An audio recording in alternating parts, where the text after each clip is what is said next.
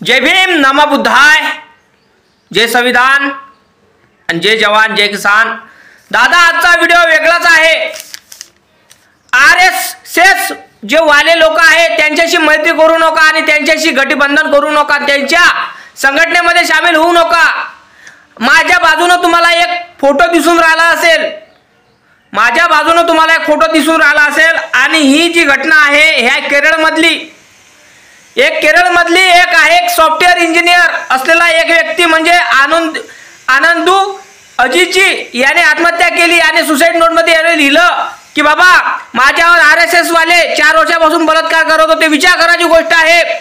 म्हणजे मुलगा सुरक्षित नाही आहे, हो मुलं सुरक्षित नाही आहे, मुली तर सुरक्षित नाही आहे पण मुलं सुरक्षित नाही आहे आणि आरएसएस वाले काय करून काही सांगता येत नाही। माझा हा व्हिडिओ महाराष्ट्राच्या कानाकोपऱ्यापर्यंत गेला पाहिजे आणि लाईक आणि चॅनलला सबस्क्राइब केला पाहिजे।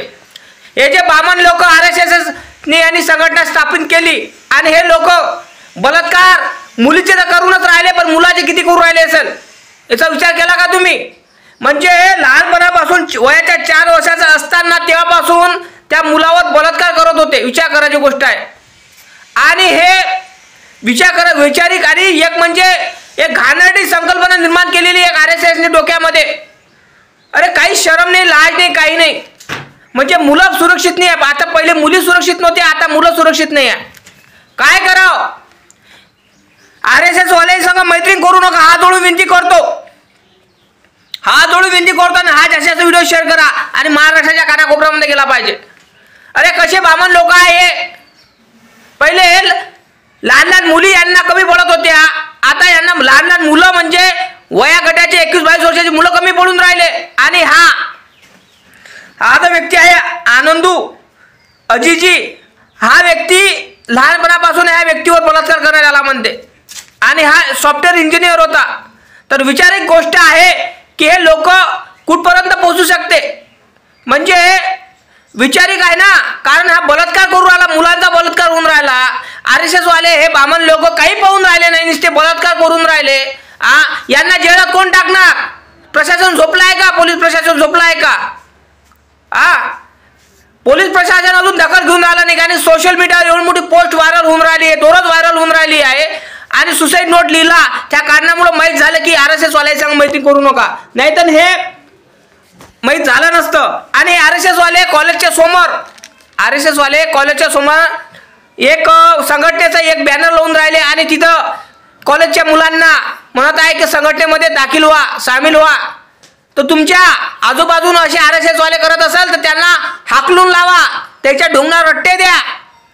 माझ्या महाराष्ट्रातील तरुण युवकांना माझं एकच म्हणणं आहे, आरएसएसच्या मागे लागू नका, कारण हे लोक हरामी आहे, गंदी नजर ठेवणारे लोक आहे आणि आपल्या आई बहिणीच काय, आपले मुलं पण सुरक्षित नाही आहे। दादा याची विचार करायची होती गोष्ट आहे आणि किती घाणेरडेपणा यांच्या मनात संकल्पना निर्माण झालेली आहे।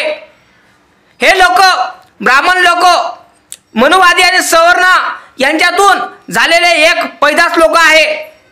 यांची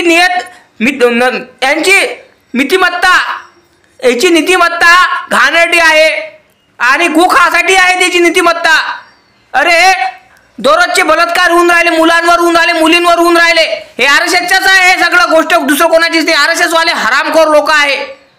बघू शकता तुम्ही ही पोस्ट दररोज व्हायरल होऊन राहिली दादा आणि ह्या कारणामुळे आरएसएसचं उघड निर्माण येणं झालं की या मुलाने स्वतःचा फोटो टाकला आणि फोटो टाकला बाजूने दिसत असेल तुम्हाला, फोटो टाकलेला आहे आणि त्याने स्वतः लिहिलेलं आहे की आरएसएसच्या संघटनेमध्ये दाखल होऊ नका, त्यांच्याशी मैत्री करू नका, माझ्यावर वयाच्या 4 वर्षापासून बलात्कार होत होता बघा। आणि त्या मुलाने सुसाईड केले दादा, आत्महत्या केली। विचार करायची गोष्ट आहे, 21 वर्षाचा 25 वर्षाचा व्यक्ती होता तो, त्याने आत्महत्या केली। बलात्कार होऊन राहिला त्या कारणामुळं, त्याला पावलं नाही ह्या कारणामुळे त्याने बलात्कार केला, त्याने सुसाईड केली आणि हे आरएसएस वाले नराधम त्याच्यावर बलात्कार करत होते।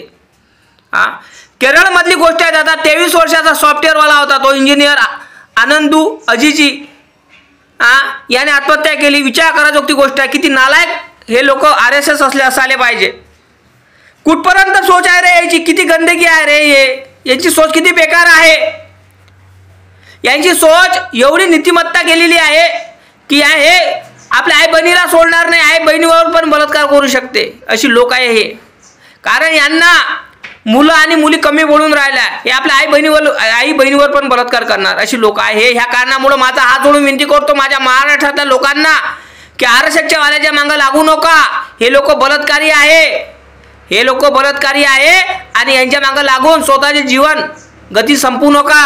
समजलं काय? जास्तीत शेअर करा. जय जवान जय किसान, जय भीम, नमो बुद्धाय.